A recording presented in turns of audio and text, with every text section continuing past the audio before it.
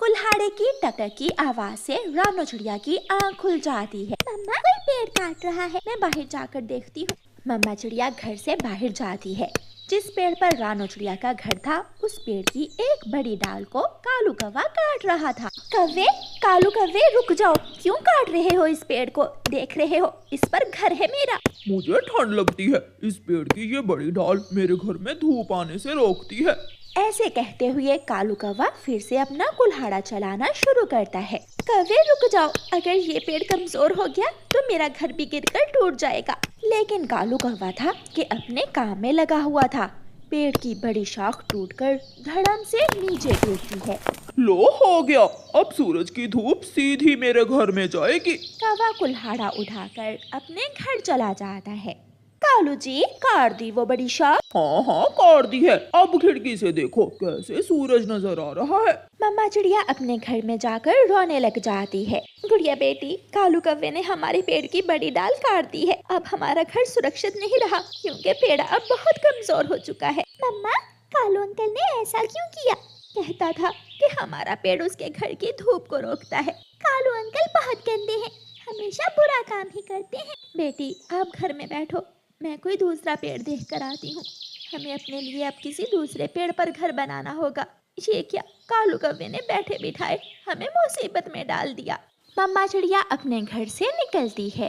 तोते भैया, कालू कौवे ने मेरा पेड़ काट दिया है, मैं किसी दूसरे पेड़ पर अपना घर बनाना चाहती हूँ। क्या आपके पास कोई दूसरा पेड़ है? रानो चिड़िया, ये पेड़ जिस पर मेरा घर है ये बहुत बड़ा पेड़ है, तुम इसी पेड़ पर अपना घर बना लो। ये सुनकर रानो चिड़िया बहुत खुश होती है। मैं अभी अपने घर से अपनी बेटी को लेकर आती हूँ और हम इसी पेड़ पर अपना नया घर बना लेती हैं। मम्मा चिड़िया खुशी खुशी अपने घर वापस जाती है। कालू कौवा उड़ता हुआ जा रहा था कि तेजी से जाते हुए तोते के पेड़ से टकरा जाता है और गिर जाता है। ये पेड़ बढ़ा हुआ है, इसे काटना होगा, ये पेड़ किसी दिन मेरे पंख तोड़ देगा। दोष तुम्हारा है, पेड़ का नहीं, तुम देखकर उड़ा करो। मैं अभी बताता हूँ तुम्हें दोष किसका है। कालू कौवा गुस्से में घर जाता है और अपना कुल्हाड़ा उठाता है। कालू जी, क्या हुआ, बहुत गुस्से में हो? तोते का पेड़ मेरे पंख से टकरा गया, मैं उसे काटने जा रहा हूँ। उसे जड़ से ही काट दो, एक दिन वो पेड़ मेरे पंख से भी टकराया था। कालू कौवा जाकर तोते का पेड़ काटना शुरू कर देता है। कालू कौवे रुक जाओ, ऐसा ना करो, ये पेड़ गिरा तो मेरा घर भी गिरकर टूट जाएगा, सब खत्म हो जाएगा। पीछे हट जाओ वरना आग लगाऊंगा। कालू किसी की नहीं सुनता और तोते के पेड़ को काटता रहता है। आहिस्ता आहिस्ता पेड़ गिरता है और साथ ही तोते का घर भी गिरकर टूट जाता है। अब मैं यहाँ से सीधा जा सकता हूँ, कोई दिक्कत नहीं अब मुझे। तोता वहाँ बैठकर रोने लग जाता है। गुड़िया बेटी, चलो मेरे साथ चलो, मैंने पेड़ देख लिया है, हम तोते के पेड़ पर ही अपना घर बना लेंगे। मम्मा, क्या आपने तोते अंकल से पूछ लिया है? हाँ बेटी, मैं वहाँ से ही आ रही हूँ। मम्मा चिड़िया अपनी बेटी को साथ लेकर अपने घर से निकलती है। दूर से ही तोते का पेड़ और घर गिरा हुआ देखकर मम्मा चिड़िया और तेज उड़ती है। तोते भैया, ये क्या हुआ, किसने किया ये सब? जिसने आपका पेड़ काटा वो कालू कौवा उड़ता हुआ जा रहा था कि मेरे पेड़ से टकरा गया और गुस्से में आकर मेरा पेड़ ही काट दिया उसने। वो अब बहुत बढ़ गया है तोते भैया, अब हम इस जंगल में नहीं रहेंगे, हम ये जंगल छोड़कर दूसरे जंगल चले जाएंगे। मैं भी ऐसे पक्षियों के साथ नहीं रह सकता। तोता, रानो चिड़िया और उसकी बेटी गुड़िया वो सब दूसरे जंगल की तरफ चल देते हैं। सफर लंबा था, इसलिए शाम तक वो सब उड़ते उड़ते थक जाते हैं और एक जगह वो सब रुक जाते हैं। तोते भैया, आज की रात हम सब इसी जगह गुजारते हैं, बाकी का सफर हम कल करेंगे। लेकिन मम्मा, घने जंगल में घर के बिना हम कैसे रहेंगे? हाँ बेटी, मुश्किल तो है, लेकिन हमें रातों गुजारनी ही है। वो सब पेड़ की एक डाल पर बैठ जाते हैं। आधी रात को एक खतरनाक उल्लू वहाँ आ जाता है, जिसे देखकर वो सब डर जाते हैं। आज इस रास्ते पर जो कोई भी आएगा मैं उसे छोड़ूंगा नहीं, यहाँ बैठकर मैं इंतजार करता हूँ। रानो चिड़िया, अब क्या होगा? चुप चुप करके बैठ जाओ, कुछ नहीं होगा।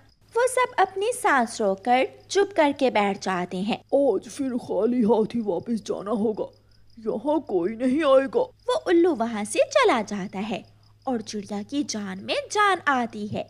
सुबह हो जाती है। रानो चिड़िया, उसकी बेटी और तोता बाकी का सफर शुरू करते हैं। वो वो सब दूसरे जंगल पहुंच जाते हैं। तोते भैया, ये जंगल ठीक है, यहाँ कोई कालू कौवा भी नहीं है, हम अपना काम शुरू करते हैं। फिर वो सब अपने लिए घर बनाना शुरू करते हैं। उधर पिछले जंगल में कालू कौवा सभी पेड़ काटे जा रहा था। एक दिन वो कबूतर का पेड़ भी काट देता है। जालिम कौवे, तुमने चिड़िया और तोते का पेड़ भी काट दिया और आज मेरा भी। एक दिन तुम जरूर पछताओगे अपने किए पर। जा जा, चला जा यहाँ से, वरना मार मार कर तेरे पंख तोड़ दूंगा। रोता हुआ कबूतर वहाँ से चला जाता है। कबूतर भी उड़ते उड़ते चिड़िया और तोते के पास पहुँच जाता है। चिड़िया, उसने मेरा पेड़ भी काट दिया है। कबूतर भैया, आप हमारे साथ इसी घर में रहें, आपको अपने लिए नया घर बनाने की जरूरत नहीं है। आहिस्ता आहिस्ता जंगल के सारे ही पेड़ कौवा काट देता है और एक शाम आसमान पर बादल छा जाते हैं और तेज बारिश शुरू हो जाती है। कालू जी, जब से हवा शुरू हुई है हमारा घर बहुत जोर जोर से हिल रहा है। ये पेड़ बहुत मजबूत है, कुछ नहीं होगा।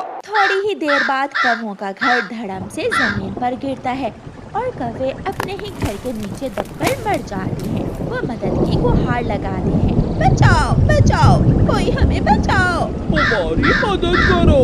लेकिन वहाँ कोई नहीं था जो उनकी मदद करता। वो अकेले थे और अकेले ही उसी घर के नीचे दबकर मर जाते हैं। ऐसे कौवों को दूसरों को तंग करने की सजा मिलती है। रानो चिड़िया की ऐसी कहानियाँ सुनने के लिए YouTube सर्च बार में रानो चिड़िया की कहानी लिखें या फिर ये बटन दबाकर बोलकर कहें रानो चिड़िया की कहानी।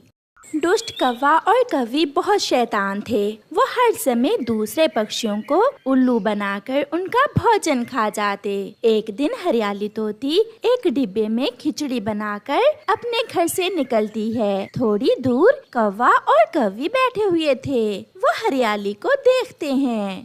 कालू जी, वो देखो, हरियाली तोती डिब्बे में कुछ लेकर जा रही है। हाँ गोरी, चलो जाकर उसे उल्लू बनाते हैं और उसका भोजन लेकर खा लेते हैं। कौवे हरियाली तोती के पीछे जाते हैं। रुको रुको हरियाली, रुको। हरियाली तोती रुक जाती है और एक पेड़ पर बैठ जाती है। क्या हुआ कौवे और कौवी, मैं बहुत जल्दी में हूँ, तुमने मुझे क्यों रोक लिया? हरियाली, इस डिब्बे में क्या है? इस डिब्बे में खिचड़ी है। मैं ये खिचड़ी पहाड़ों पर अपने मिट्ठू के लिए लेकर जा रही हूँ। हम भी पहाड़ों पर ही जा रहे हैं। हमने घर में बिरयानी बनाई है, मगर अफसोस हमारे पास नमक नहीं है। अगर नमक मिल जाता तो कुछ बिरयानी तुम भी ले जाती अपने और अपने पति के लिए। बिरयानी तो मेरे पति को बहुत पसंद है। मैं अभी घर से थोड़ा नमक लाकर आपको देती हूँ। रुको हरियाली, ये डिब्बा तुम यहीं रख जाओ, इतना बोझ उठाकर जाने की क्या जरूरत है? हाँ, तुमने ठीक कहा सहेली। फिर हरियाली तोती अपना खिचड़ी वाला डिब्बा वहीं रखकर नमक लेने वापस घर चली जाती है। डिब्बा उठाओ और भागे यहाँ से। अब ये खिचड़ी हम अपने घर जाकर खाते हैं। कौवे बहुत अच्छे हैं, थोड़े नमक के बदले मुझे बिरयानी देंगे। मेरे पति तो आज बिरयानी और खिचड़ी एक साथ देखकर खुश हो जाएंगे। हरियाली ऐसा सोचते हुए घर से नमक लेकर जाती है। अरे, ये कौवे कहाँ गए? अभी तो मैं उन्हें यहाँ छोड़कर गई थी। मेरा खिचड़ी वाला डिब्बा भी नहीं है। वो दुष्ट कौवे मुझे उल्लू बना गए। बहुत बुरा किया उन्होंने मेरे साथ। हरियाली बैठकर ऐसे रोने लग जाती है। बहुत मजे की थी खिचड़ी कालू, मैंने ऐसी स्वादिष्ट खिचड़ी पहले कभी नहीं खाई। मुफ्त का माल ऐसे ही स्वादिष्ट लगता है। दूसरे दिन हरियाली तोती चिड़िया को सारी बात बताती है। उन्होंने मुझे नमक लेने भेज दिया और मेरी सारी खिचड़ी ले उड़े। वो कौवे तो अब कुछ ज्यादा ही तंग करने लगे हैं। अब मुझे उनका कुछ करना ही होगा। उन्होंने कुछ दिन पहले लूसी कबूतरी को भी चूना लगाकर उसका भोजन खा लिया था। चिड़िया वहाँ से चली जाती है।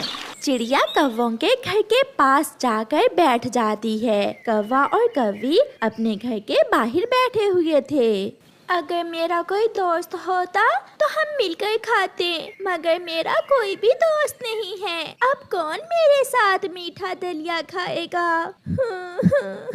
इससे अच्छा तो था कि मैं ना ही मीठा दलिया बनाती। कालू, कुछ सुना तुमने?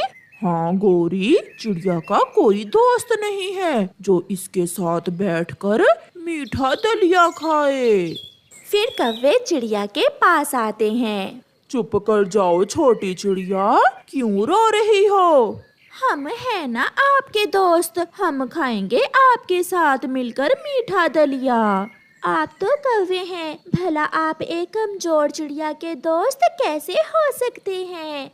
जंगल के सभी पक्षी बराबर हैं, कौन छोटा कौन बड़ा। चलें, हम समय जाया किए बिना मिलकर दलिया खाते हैं। तो फिर मेरे नए दोस्तों, मेरे साथ मेरे घर चलो। अब मैं इन कौवों को अच्छा सबक सिखाऊंगी। रास्ते में जाते हुए चिड़िया ऐसे सोचती है, चिड़िया दलिया कहाँ है? दलिया इस हंडिया में है। मैं तो भूल ही गई, जब मेरी माँ मीठा दलिया बनाया करती थी तो उसमें एप्पल भी डाला करती थी, मगर मैं तो एप्पल लाना ही भूल गई। चिड़िया तुम चिंता न करो, हम अभी एप्पल ले आते हैं। मगर एप्पल तो किसान के खेत से मिलेंगे। हम चुरा लेंगे, हम अभी एप्पल लेकर आते हैं। कौवा और कौवी मीठा दलिया खाने के लालच में एप्पल लेने चले जाते हैं। किसान खेत में सो रहा था। कौवा और कौवी चुपके से किसान के एप्पल के बाग में जाते हैं और एक पेड़ पर बैठ जाते हैं। कौवा एक एप्पल तोड़ लेता है, किसान भी जाग जाता है। किसान भागता है और एक डंडा दूर से ही कौवों की तरफ फेंकता है। कालू कौवा तो एप्पल लेकर वहाँ से उड़ जाता है, मगर डंडा गोरी कौवी की पूंछ पर लगता है और वो गिर जाती है। कालू, मुझे बचाओ कालू। गौरी, अगर मैं तुम्हें बचाने आया तो मैं भी पिटूंगा, और चिड़िया का दलिया कौन खाएगा? मैं तो चला चिड़िया का दलिया खाने, तुम मार खाकर वहीं आ जाना। कौवा चला जाता है और किसान कौवी की अच्छी पिटाई करता है। चिड़िया चिड़िया, मैं एप्पल ले आया। गोरी कौवी कहाँ है? उसे तो किसान ने पकड़कर बहुत मारा। उसे छोड़ो, आप ये एप्पल दलिये में डालो और हम दलिया खाते हैं। कौवे भैया, जब आप गए तो मैंने दलिये की रेसिपी दोबारा पढ़ी है। ये देखें, इस रेसिपी में मेरी माँ ने लिखा है कि जब तक दलिये में मीठे मीठे अंगूर न डालें तो दलिये का स्वाद ही नहीं बनता। तो ये बात है। आप ये एप्पल काट कर दलिये में मिक्स करें और मैं अभी अंगूर लेकर आता हूँ। कौवा जल्दी से अंगूर लेने चला जाता है। कबूतरी और हरियाली तोती भी चिड़िया के पास आ जाती हैं। देखा, मैंने कैसे उन कौवों को उल्लू बनाया। चलो अब हम ये एप्पल खाते हैं। फिर वो तीनों एप्पल खा लेती हैं। गोरी कौवी भी मार खाकर किसान के खेत से उड़ती है। चिड़िया, एप्पल तो बहुत स्वादिष्ट था, कौवा भी क्या याद करेगा। अब तो हम कौवे के लाए हुए अंगूर भी खाएंगे। कौवा अंगूर ढूंढ लेता है और अपनी चोंच में अंगूर लिए जल्दी से चिड़िया के घर आता है। मैंने कर लिया चिड़िया, मैंने कर लिया। ये ले अंगूर और अब जल्दी से मुझे मीठा दलिया दें। सॉरी कौवे, मेरे दोस्त, मैं तो भूल ही गई। घर में पानी नहीं है, आप पानी ले आओ, फिर आराम से बैठकर मीठा दलिया खाएंगे। कौवा मटका उठाए पानी लेने चला जाता है। लूसी और हरियाली भी संदूक के पीछे छुपी बैठी थीं। वो बाहर आती हैं और सब मिलकर मीठे मीठे अंगूर खाते हैं। जब कौवा पानी लेकर आता है तो चिड़िया से कहता है, चिड़िया चिड़िया, अब मुझसे और इंतजार नहीं होता, जल्दी से मुझे दलिया दे दो। चल भाग यहाँ से, बड़ा आया मेरा दोस्त। दुष्ट कौवे, एक लगाऊंगी। हम सब ने मिलकर तुम्हें उल्लू बनाया, जैसे तुमने मुझे उल्लू बनाया था। कौवा निराश होकर वहाँ से चला जाता है। वो घर जाने से डर रहा था क्योंकि घर के बाहर उसकी पत्नी डंडा लिए उसका इंतजार कर रही थी। प्यारे दोस्तों, इस कहानी से हमें सीख मिलती है कि जैसा करोगे वैसा भरोगे।